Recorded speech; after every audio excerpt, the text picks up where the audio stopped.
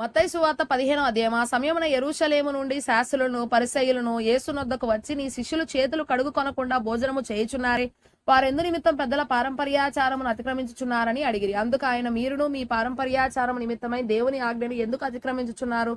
తల్లిదండ్రులను గణపరచుమనియు తండ్రినైనను తల్లినైనను దూషించువాడు తప్పక మరణం పొందవలననియు దేవుడు సెలవిచ్చెను. మీరైతే ఒకడు తన తండ్రినైనను తల్లినైనను చూచిన వలన నీకేది ప్రయోజనమగునో అది దేవార్పితమని చెప్పిన ఎడల అతడు తన తండ్రినైనను తల్లినైనను గణపరచనక్కరలేదని చెప్పుచున్నారు. మీరు మీ పారంపర్యాచారము నిమిత్తమై దేవుని వాక్యమును నిరర్ధకము చేయుచున్నారు. వేషధారులారా, ఈ ప్రజలు తమ పెదవులతో నన్ను గణపరచుదురు గాని వారి హృదయము నాకు దూరముగా ఉన్నది. మనుషులు కల్పించిన పద్ధతులు దైవోపదేశములను బోధించుచు వారు నన్ను వ్యర్థముగా ఆరాధించుచున్నారు అని యెషయా మిమ్మును గూర్చి ప్రవచించిన మాట సరియే అని వారితో చెప్పి, జనసమూహములను పిలిచి మీరు విని గ్రహించుడి.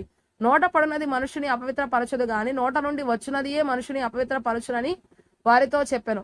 అంతటా ఆయన శిష్యులు వచ్చి, పరిసయ్యులు ఆ మాట విని అభ్యంతరపడిరని నీకు తెలియనా అని ఆయనను అడగగా, ఆయన, పరలోకమందున నా తండ్రి నాటని ప్రతి మొక్కయు పెళ్లగింపబడును. వారి జోలికి పోకుడి. వారు గ్రుడ్డివారై ఉండి గ్రుడ్డివారికి త్రోవ చూపువారు. గ్రుడ్డివాడు గ్రుడ్డివానికి త్రోవ చూపిన ఎడల వారిద్దరు గుంటలో పడుదురు గదా అనెను. అందుకు పేతురు, ఈ ఉపమాన భావం మాకు తెలుపుమని ఆయనను అడగగా, ఆయన, మీరును ఇంతవరకు అవివేకులై ఉన్నారా?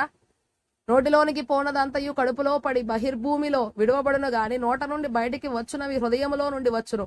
ఇవే మనుషుని అపవిత్రపరచునవని మీరు గ్రహింపరా? దురాలోచనలు, నరహత్యలు, వ్యభిచారములు, వేశ్యాగమనములు, దొంగతనములు, అబద్ధ సాక్ష్యములు, దేవదూషణలు హృదయములో నుండియే వచ్చును.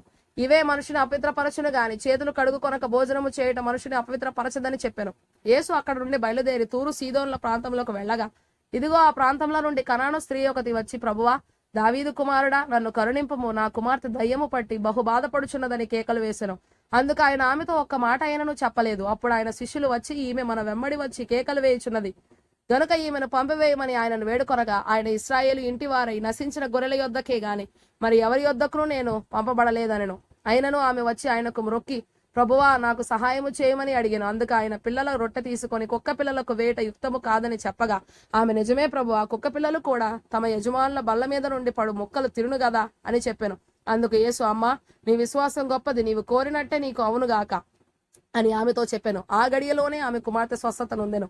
యేసు అక్కడ నుండి వెళ్లి గలిలయ సముద్ర తీరమునకు వచ్చి కొండెక్కి అక్కడ కూర్చుండగా, బహుజన సమూహంలో ఆయన యొద్దకు కుంటివారు, రొడ్డివారు, మూగవారు, అంగహీనులు మొదలైన అనేకులను తీసుకొని వచ్చి ఆయన పాదముల యొద్ద పడవేసిరి.